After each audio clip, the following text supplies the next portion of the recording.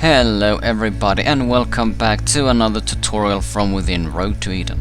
In today's episode we are going to talk about electricity and how to make, well, the generators and power up your base so you can start enjoying some more effective gathering. For example, my lovely underground water pumps that let me collect 10,000 liters of water without having to do very much except turn it on.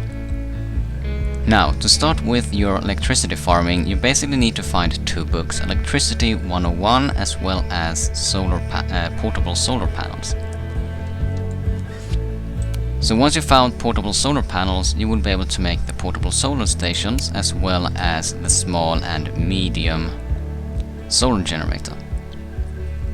And if we take a look on these portables, they don't require very much. You also see that you generate 15 VA, I'm so to say watts, as well as the small solar generator gives you 25. I would say try your best to start with these kinds of generators instead of the portables. And to make a small solar generator, you need one solar station chassis, 2 iron plates, 5 solar panels, 5 electric wires and 5 small solar panels. If you watched my video about the large military camp, you will already know where to find plenty of solar cells. And as you can see, the solar station chassis can be made by hand. You don't need a crafting station for it. Actually, you do need a welding station for it. So that's also a blueprint you need to find. And the welding station looks like this, just to oxygen and acetone tank. Acetone. I can't really say that word. But other than that, you need that welding station. You also need 5 screws and 3 iron plates. And the good thing is that since this counts as a crafting table, you don't need any power. So just start by making your solar station chassis, and then you need a total of 45 of these small panels to make this small solar generator. And to make one small solar generator, except the station chassis, you're going to need 2 iron plates, 5 electric wires, and a total of 45 solar panels, small solar panels. 40 of those will be needed to make the required amount of solar panels. As you see here, you need 8 small solar panels and 2 iron plates. You need to make 5 solar panels for 1 small solar generator, so you need 40 small solar panels and 10 iron plates. Once that's done, just go to the solar generator and craft it. Once you have that done and crafted, you want to go up to your roof. This is not an item I recommend you to place outside unless you play solo. I always place it on my roof to be able to cover my entire base. So once you've placed your solar power generator, you just walk up to it and you press F. And once you press F, you will see this yellow box. And this box is basically the influence zone of the generator. All batteries placed inside this rectangle will be charged by the solar panel. So now you craft your first solar cells. And now you want to start making power banks. Now, if you have a carpenter bench, you can make some better battery packs. For example, the small battery packs, but also to make this you will need a saw table and a heavy press. So that might be too much too soon for a new player to have. So what you can make that will be able to store a decent amount of power is the flimsy battery station. Well, the small battery station, my bad. And for that you only need 4 car batteries, 4 electrical wires, 4 planks and 4 nails. And it will look like that. Any battery placed within this influence range of the generator, even if, as you can see here, it stops a bit less than halfway down, it does not really matter because it will still charge the batteries that I have on my first floor. Now, to be honest, I do not know if it's because I have batteries above that charge the batteries below or how it works, but this is just how it works for me. So let's say you have made your first solar cells, you have made your first battery, and you place it. So let's say this is a normal small battery. All batteries have the same influence zone, so even if you have the biggest battery bank as this is, or the smallest, the range of influence is not any difference. And to see the influence zone of your battery, you walk up to it, and once again you press F. And it will show you this little box again, and this means that anything that requires electricity and is within this influence zone will be powered up. Even if it's standing a little bit outside, sometimes it works as well. And as you can see, I have plenty of power stations, so basically my entire base is covered. Except this little part here, but... oh, sorry. There we go. I have my power bank so that my entire floor is covered. If you don't have enough materials to make several batteries, you can make a little nifty component called relay. The power relay. For 2 planks, 2 electrical wires and 3 nails. And to make that you also need a crafting table. The power relay basically works as an extension. So if I only were to have this power station and I wanted to power up my biotable over here, so if I had 2 relay stations I could place one over here and maybe one here in this corner. And it will draw power from that power station across the room, having influence zone to basically power up this entire area as well. So if you don't have the resources needed to make several battery stations, that's how you can make your entire base power up from one hub of batteries. And what I do like with the batteries is you can actually see when they're being powered up. Right now, since I have so many batteries, it's a bit hard for me to drain my power, but let's see how much I can drain them. For the sake of this video, my underground water pump's already on, so let's turn on all of my lights from my switchboard. And see if anything is being consumed. Here we go. Only for a few seconds you could see that this battery station received 13 watts of power from my solar cells. Well, solar panels. And I do not know how much power they can hold. I haven't tested anything, or there is no display showing, for example. It's not like the water pumps. The water pumps, I can see that it's full. Right now it's 10,000 of 10,000 liters. I can also see it by the gauge up here. You can't really do that with a battery. So with a battery you just have this percentage.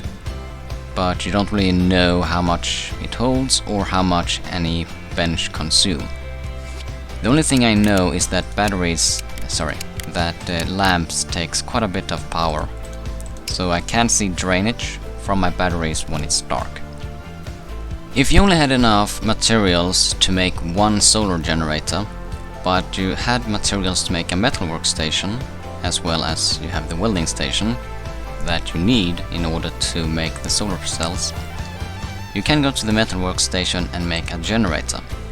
For 1 dynamo, 1 large fuel tank, 2 circuits, 20 electric wires, 25 iron plates and 5 cogwheels. And the way the generator works is basically the same as a solar generator. It also has a big influence zone that charges batteries, but it works during the nighttime as well.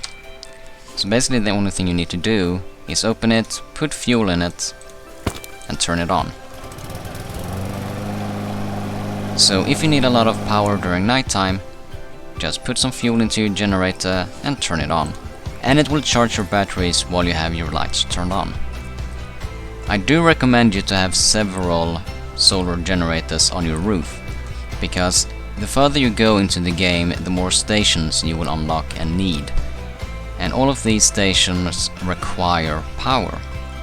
Most of these might not use a lot of power, but I do know that the heavy press as well as the saw table consumes a lot of power, since you need to do a lot of items on them. For example, the saw table makes planks way faster than the saw bench. It also makes the square wood planks and the rectangular wooden planks. And if you make like 10 of those, it can drain your batteries very quickly. Same with the heavy press. The heavy press is a slow machine, meaning that it will draw power for a longer period of time to craft one item. The saw table works faster, but still consumes a lot of energy. So in the beginning, I do recommend you to put down 2 to 3 of these small battery banks, just to have enough for your first crafting table as well as your wall lights. But depending on what you get first, your carpentry station or your electricity station, I do recommend you to upgrade your power banks.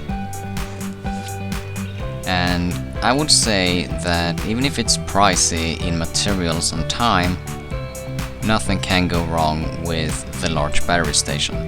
You need 24 300 mAh batteries, 2 circuits, 24 electrical wires, 24 iron plates, 24 nails, and 20 square metal tubes. And the metal tubes you make in the heavy press.